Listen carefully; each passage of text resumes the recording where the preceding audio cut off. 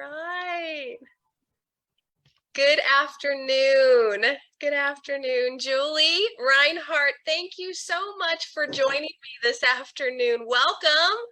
Thank you for having me. I'm so excited. Oh, it's my honor, honestly. It has been an absolute privilege to be working with you and your team over there at Columbia Insurance Group.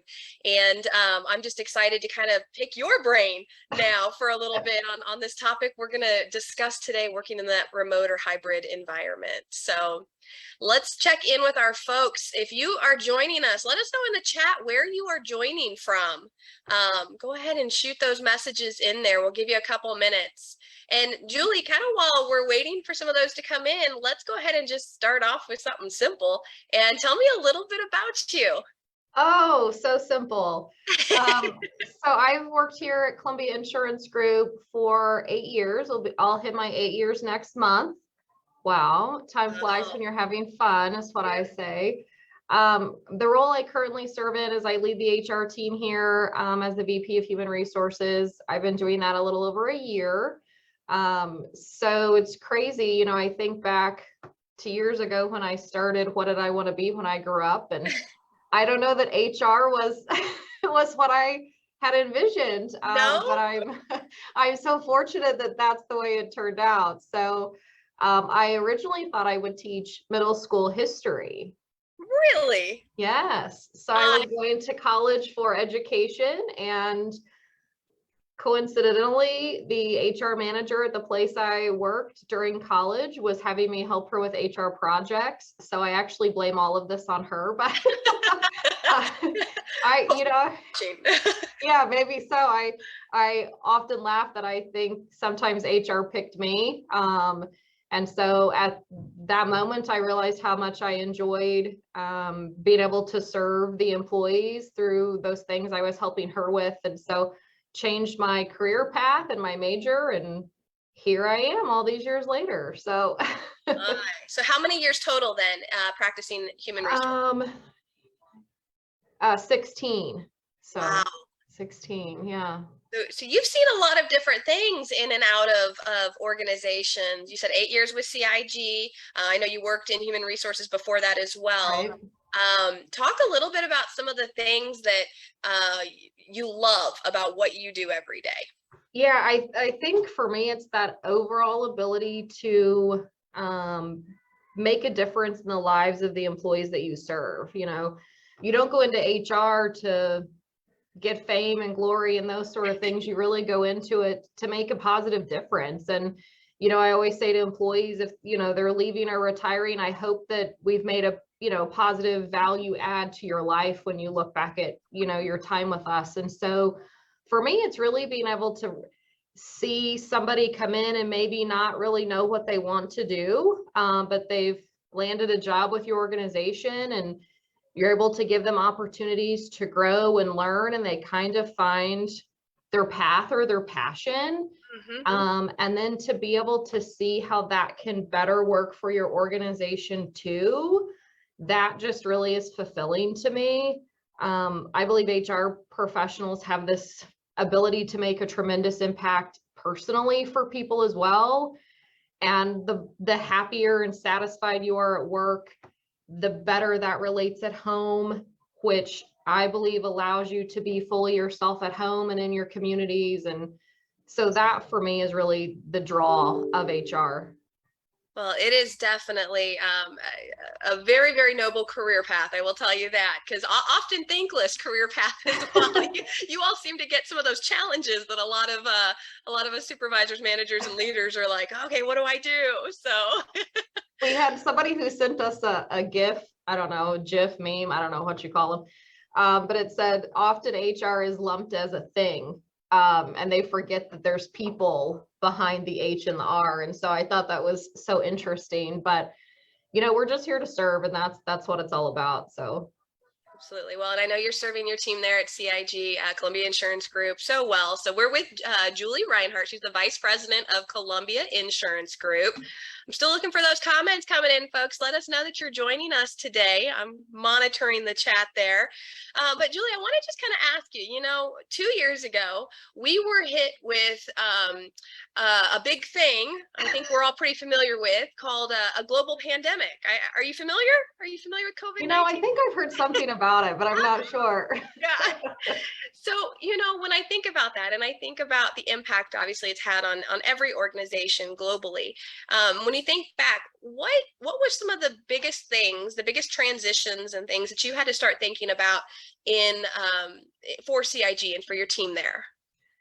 Yeah, I remember it like it was yesterday, which is so strange, right? And you can thinking about, oh, this is, we're going to work from home for a week. We're going to work from home for 2 weeks. And now here we are, here we are. But I think for us, the biggest thing was about the safety of employees, the safety and concern of them. And so we made a very quick decision to send everybody home around the 17th of March.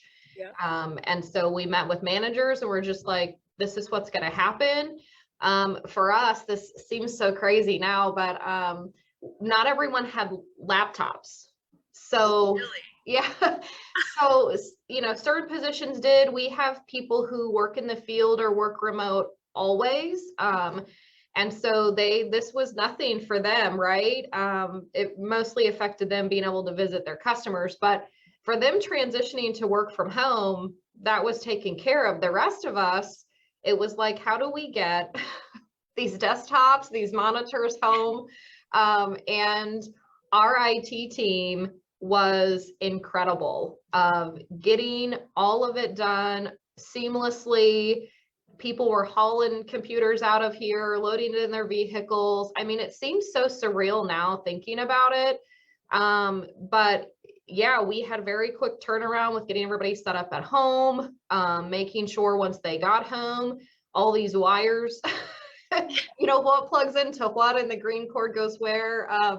But IT, they worked tirelessly for a couple weeks to get everybody situated, and it worked really well. But now most of us all have laptops. Yeah. And so it's really crazy to think back to the literal hauling out of big equipment pieces. But it was definitely because of the work of the IT team that made that transition to home very successful for us. So I will say I've had the pleasure of working with your IT team over there, and they are phenomenal. So kudos to them. I will pass that along. Yes, please do.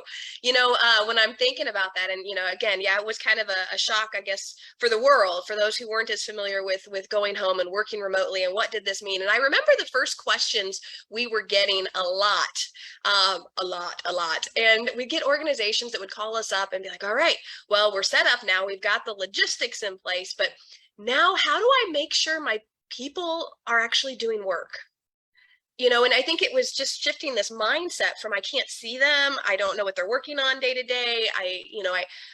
How do I ensure that accountability? Were you seeing similar questions coming about? And how did you process through that working in the human resources department?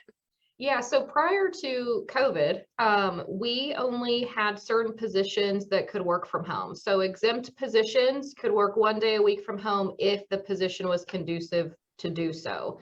And so we only had a handful of people, and we had been doing that about a year. So we only had a handful of people who were participating in that.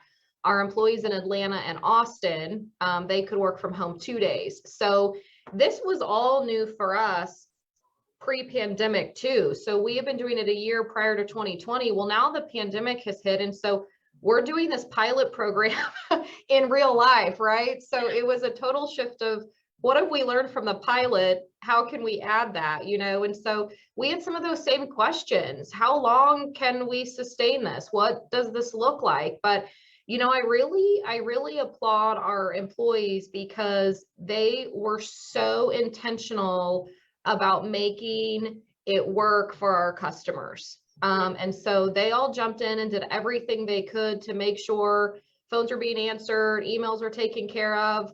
And so I think through that, a lot of those questions for us lessened, because those expectations were there of what we expected from a service level perspective. And, you know, I think for all of us during COVID, we're all just kind of in almost a haze of like, what is going to take place. So I think sometimes maybe work helped you have something else to focus on. I know it did me during that time. We also have systems, you know, you can see a queue and how much work gets produced or taken care of in a queue, whether it's claims, whether it's underwriting, you know, how long is it taking to respond to a claims call? So those are all things that managers could look at, you know, to see that overall performance or production. But I think we all would agree, no matter the industry you serve, you would hear from customers if work wasn't being done. And so that for us, again, we've been so fortunate to have such great employees. That hasn't been an issue for us. So I think it was a concern at first, especially around FLSA laws and, you know, non-exempt employees being at home working. What does that look like? But again, really establishing those expectations, I think, set it up to be successful for us, which then led to us going hybrid when we returned. So. And you're leading this conversation perfectly here, Julie, because that's what we're going to talk a little bit about. I think it's so funny today. You might have seen in my mailer I sent out about today's show. Today is actually National Work from Home Day, which is funny looking back now because we probably don't need that holiday anymore because we're seeing so many people still working from home. But we're also seeing where there were a lot of organizations that were just pulling people back in. All right, it's time to come back. And you all did take a little bit of a different approach with this. So talk to me a little bit about what your process looked like and how you changed to this hybrid model. Yes, so we ended up phasing employees back to the office the summer of 2020. So we did like a 3-month approach to phasing our employees back in. And then in November, when we had that first big wave, we at that point said, if you want to go back to working from home for a little bit, let's walk through that. And we gave them an end date of what that was going to look like, just to kind of see where's this going, right? So then after that kind of settled down, we announced to our staff that spring that we would have employees start returning to the office May and June, and everybody would be back about mid-July. So that was gosh, I don't know. I've lost track of years, 2021. Yeah. What year is today? What is happening? Right. So in that announcement, we also introduced to employees the voluntary program of working from home. And so it is not mandatory. And I think that's important because not everybody is motivated in a even hybrid environment. So we made ours that it's voluntary. It's just a voluntary benefit that if they're interested in participating in that, they could. So our hybrid program consists of 2 days at home and then 3 days in the office. And so when employees returned, they returned to that hybrid approach. Okay. So I think that helped going from permanently at home to not be permanently in the office. So we've had really good success with that. Everybody transitioned really, really well. And so we're a year into that program, and you know, we've definitely have some things that we know work and some things that are more of those challenges that we're continuing to work through for sure. Let's talk about some of those, because that's definitely one of my big questions is when we consider this. I mean, what are the benefits that you're seeing in this hybrid model for your people? Yeah, I think overall it's the feeling that employees have a choice of being in the office, being at home, this mix of not every day in the office, the flexibility that comes from working from home. You know, a lot of a lot of people commute. I don't care if you're in Central Missouri or if you're in our branch in Atlanta or Austin or Omaha, people commute. And so having 2 days that you don't have to battle the commute, I think is a refresh for everybody. Being able to prioritize task because there's less disruption potentially at home. And so if there's a task that requires maybe more concentration, and that's easier to do on a work from home day. So I think having that level of ability to kind of control what you're working on and when, I think is really helpful. I should preface all of this to say we are not experts in a hybrid work model. We certainly are not a remote, since that's not us, but I just more share from our own experience, and we're still learning. We're still trying to figure this all out, but I definitely think for most people, it's you're home earlier in the evenings. You didn't commute. You maybe get to sleep in a little bit because you didn't have to drive into the office. And I think all of that goes to that physical and mental well-being, right? You just are more centered. But just the flexibility to do what you need to do during your week, I think is a huge positive component to it for sure. You were listing off all those things, and the first thing I thought about is you didn't have to wear pants. I mean, all right. Yeah. Pants every other day. No, you and I are only shirt up, so. Yeah, nobody knows what's going on, so. Oh, but I think there is some to that. And I know people even talked about that their pets, maybe their pets aren't crated as long because they can lay on the floor while they're working at home. And so I know it seems like little things, but those are big things too. And I think if anything, the positive things we've been able to take out of COVID is just a level of connection and things that are important to us that maybe we took for granted before. And so that's, for us from our staff, really what we hear are those kind of positive components to working from home. Yeah, it's it was interesting. I read a Gallup article recently. Now this was posted in fall of 2021, so just a few months ago, but well, more than a few months ago now. However, during that, what it was suggesting, this was a big Gallup research study where they had asked like 9,000 different workers who were already working from home what their preference would be kind of moving forward. And it was a little surprising because 54% of those people who were already working fully remote had said that they actually preferred this model that we're talking about here, this hybrid model, for being able to go back in and to have that connection, that synergy with their colleagues, just not every day necessarily, still having some of that downtime and the flexibility. And that's what they did identify too. You mentioned in it already, the time preservation. I mean, we are just pressed for time these days. We seem like we're go, go, go more than we've ever been as a society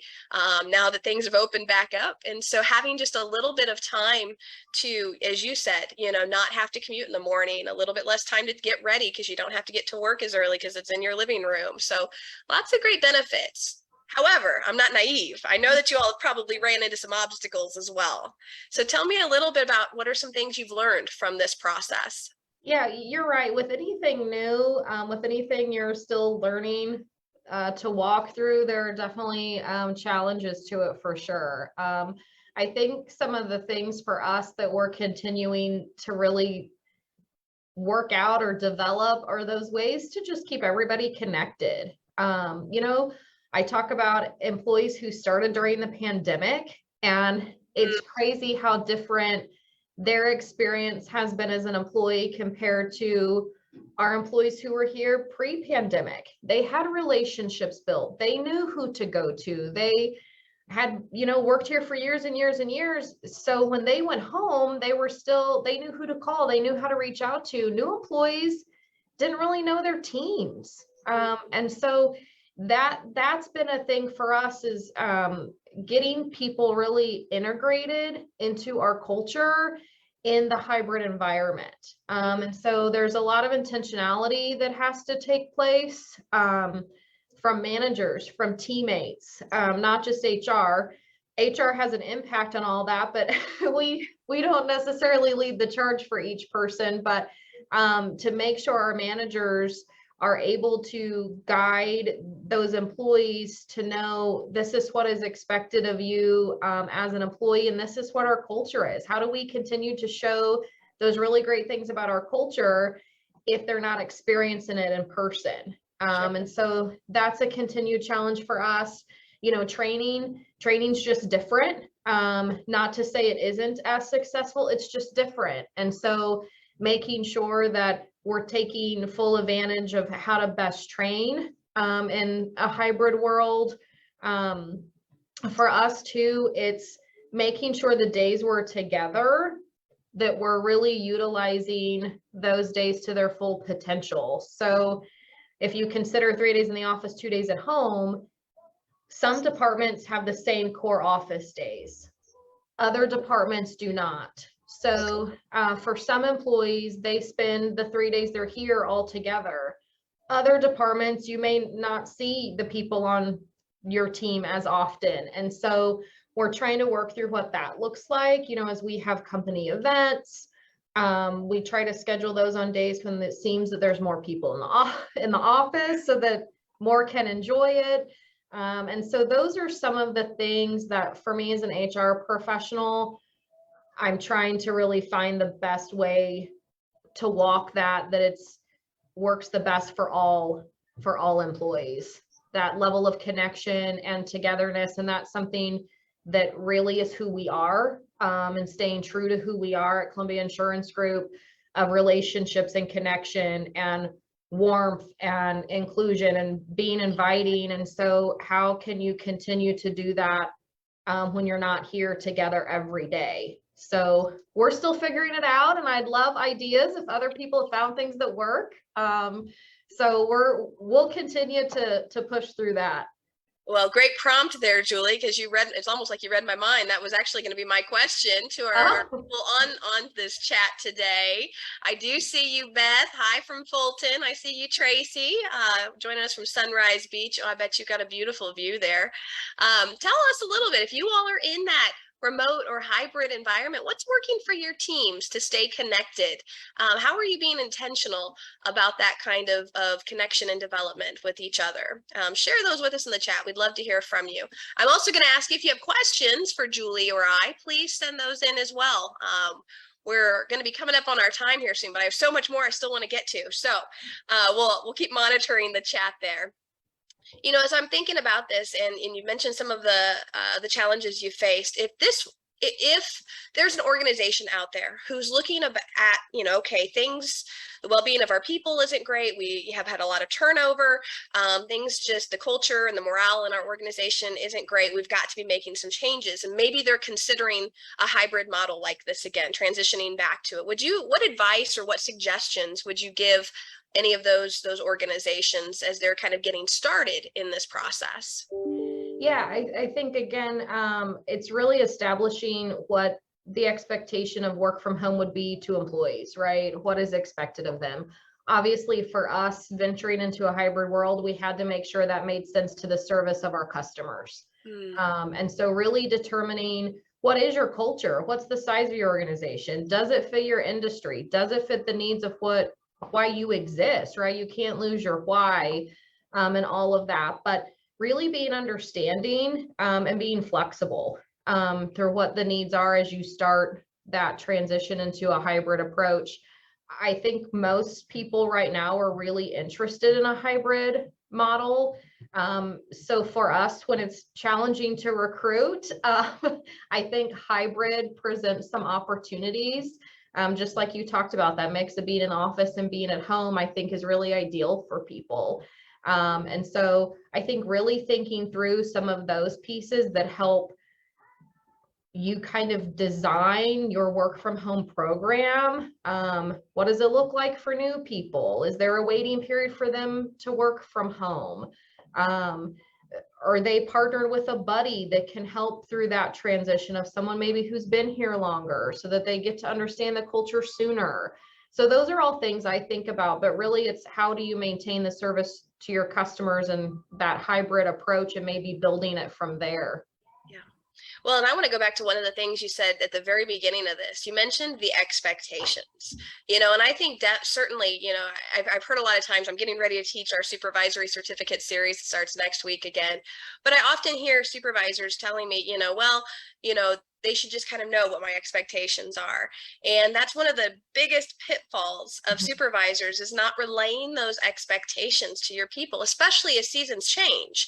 So your expectations in the office may be different than your expectations when you're working remotely. And so making that kind of the forefront of this process and this planning, as well as what are those expectations going to look like, and how can we communicate them clearly so that our people are set up for success when we transition into this model again. That's right. And if you have, if you already have trust built with your staff, I think walking through those expectations is even easier. I think at first is, some employees may have felt like, oh, they're watching every moment to see what my team's color is, right? So we use Teams here, and it says if you're away, if it, it says you're in a meeting. And so I think at first maybe people thought, oh, they're going to constantly be monitoring my color and how long I've been away from the computer. In reality, we're trusting you to get your jobs done, right? And so your manager, they're busy too. And so I think, again, you have to say what your expectation is. You can't be annoyed later if the expectation isn't happening when you've never really said it. And so I don't think there's ever any harm in being very transparent, honest, and clear on what you expect out of anybody, hybrid environment or not, right? So. Yeah. I see Melissa is saying, or excuse me, Melinda is saying on Facebook here, she said that they use Slack for casual chit chat. And so, still finding ways, and I think we all did that the last couple of years in that remote environment, finding ways to still stay connected, even if it's not in that person-to-person connection. So we saw a lot of teams be really creative, and some of them, are still doing that on their hybrid days, but they played Family Feud together virtually, and they had a hat day, and they all wore a hat and joined the call. And so, having a Kahoot game that was played. And so I think all of those things, are still applicable and are needed, because, we got away from these physical activities to then it's virtual, and people missed it. So one of the things right now that I'm trying to be more intentional about is how do we build that connection even more in a hybrid environment. So that's something I'm still walking through. We all are, Miss Julie. We all are. So I'll throw that question out to you all again watching. Let us know if you got some ideas. What's worked for your team? And I want to talk a little bit. You mentioned in kind of a roundabout way that this being kind of a benefit for employees, maybe an incentive for choosing Columbia Insurance Group over, a different organization when they're looking to apply. So we're having this hybrid model. What are some other ways that you all invest, or that you think organizations should be investing in their people? Yeah, great question. I'll add, we're looking for new teammates. So if anybody, we say CIG is the place to be. So Mandy is our employee development specialist. She's happy to always brag about us and talk about any jobs. But, for us, we've been really intentional for a long time around benefits, whether it's 401k and the amount that, that we match. PTO, you can have up to 480 PTO hours. Wow. Which is amazing. We have a supplemental leave policy, maternity, paternity leave. Of course, the hybrid approach, we have a dress for your day dress policy, which is extremely casual. I think the insurance industry is looked at as very formal, maybe stuffy. And so I think as people get to know us, they realize we're very different than that. And so if that's a culture that people are interested in, we definitely have opportunities here, but we also do lots of professional development. That's important to us because we feel like we can always be better when our employees are better. I'll brag on you guys at MTI, but we have partnered with, for a year and a half now, and MTI has delivered almost monthly leadership development for managers. In partnership with that, you guys have trained on EQ. We've gotten rave results from anything we've done with you guys. And I think that goes a long way to that personal and professional development piece. And that's important to us. Again, it goes back to the happier someone is in their job, the happier for their personal lives. And so that's why we do all of that. We always support the United Way Loaned Executive Program. So we always have someone who participates in that. Leadership Columbia through the chamber.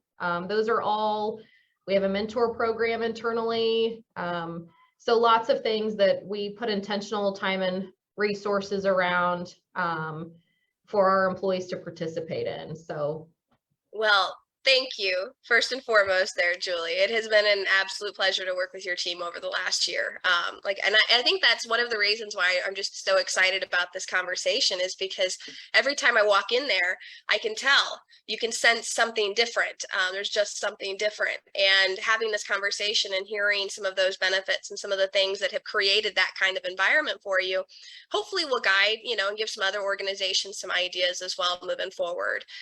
So thank you for the opportunity to come in and invest in your people. Thank you for asking me to be part of this, and for you guys always willing to be creative and come up with new content for us. Sometimes I don't know what I'm asking for, but you always figure it out. So we love it. That's what we do, customize that training. So I do want to ask just a couple more things. When we think about your leadership style, what would you say your leadership style is? Maybe you should pull my staff. No, I again don't get it all right, but I believe I'm here to serve first and foremost, whether that's to my staff directly. I have 6 employees, or whether it's to all of our employees here at Columbia Insurance Group, but service is number one for me. I want people to feel that we care about them, that we're here for them. So for me, it's really leading with understanding and compassion, of course, integrity, but I feel I have really good employees on my team, and they're a lot smarter than me in a lot of ways. And so I utilize that and I tap into that. And I always want them to know that I don't need to check in on you all the time. I know you're doing your thing. When you need me, I'm here to support you, and I'll help you work through any problem. But I know that they're competent and smart to do what they need to do for our employees. And so it's really giving them that autonomy, helping them figure out what are their strengths. Maybe they're passionate about something and they don't realize it's also a strength for them. Yeah. And so really helping them hone in on that and find that, so that we can use that and allow them to feel that they're having an impact and living their passion. Obviously developing maybe where you might have a weakness too, because we all can do that, but really it's focusing on those really positive things that they bring to the team. I don't really like data, surprise. So working in HR, you don't like data? I don't really care for data, but one of our employees on my team, that's like his thing. And so it's always great because I'm always like, oh my gosh, it's your time to shine, and so we really use each other as we need to support any projects we're working on. But I would like to say it's very servant leadership in my style, but I don't know that I'm there yet. So I'm still working on it.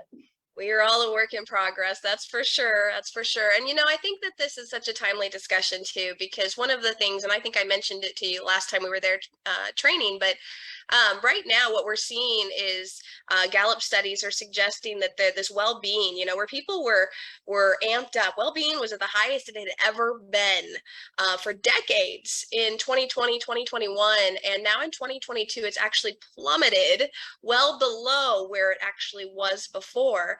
And so something's changed, and I guess I'm not here to fully suggest it's this because we pulled people back to the offices, but something has changed. And so what is it? It's kind of the big question. And I want to ask you, just because of your SHRM, knowing your SHRM certification and your background in HR, are you seeing kind of that shift, and have you had discussions through the HR profession?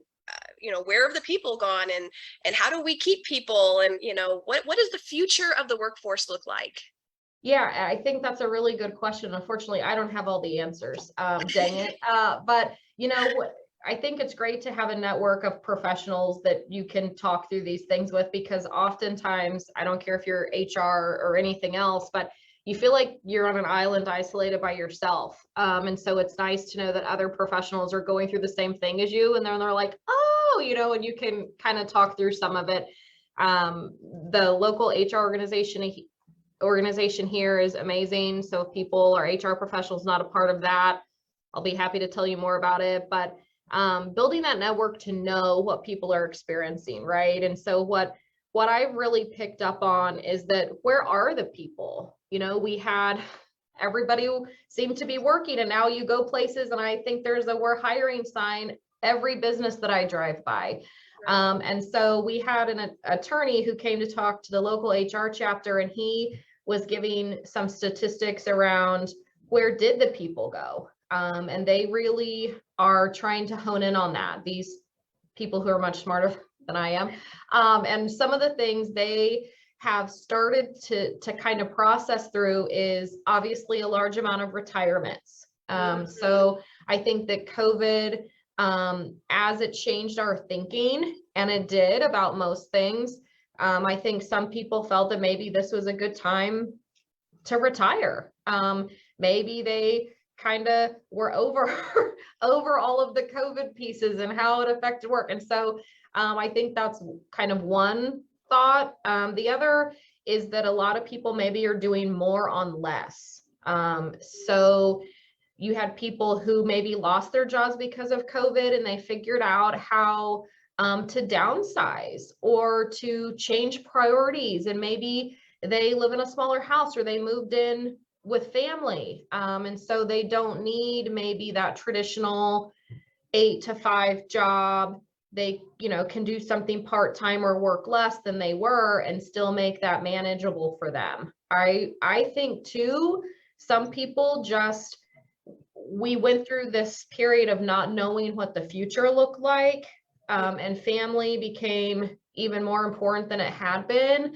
That I think maybe some people, as their priorities changed, that changed their thought on work. And so you may have people who now stay home who were not previously.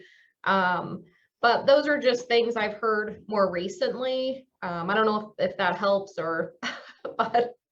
Yeah, certainly. And I think that's, I know like I said, we get the questions, and we have a lot of organizations that have asked as well. And so I think all of this, everything we've discussed today, and this idea of kind of what benefits and what can you do for your people and how can we try to increase the well-being again, I think that those are all good talent acquisition things you can try as well. And so I hope that those out there watching, that you found this information helpful, and just maybe gathering some new ideas. And we certainly, as Julie has said a couple times, welcome, are not always the experts, so we welcome your thoughts and your opinions on what's been working for you, and where do you see the future of the workplace.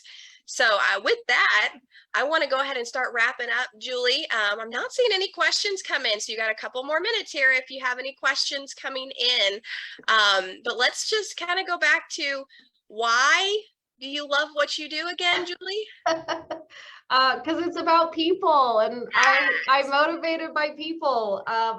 I'll be the first to admit that COVID was really hard for me. I choose to not work from home because it is not motivating to my personality. I like to be around people, and I had a hard time drawing the line of I need to stop working.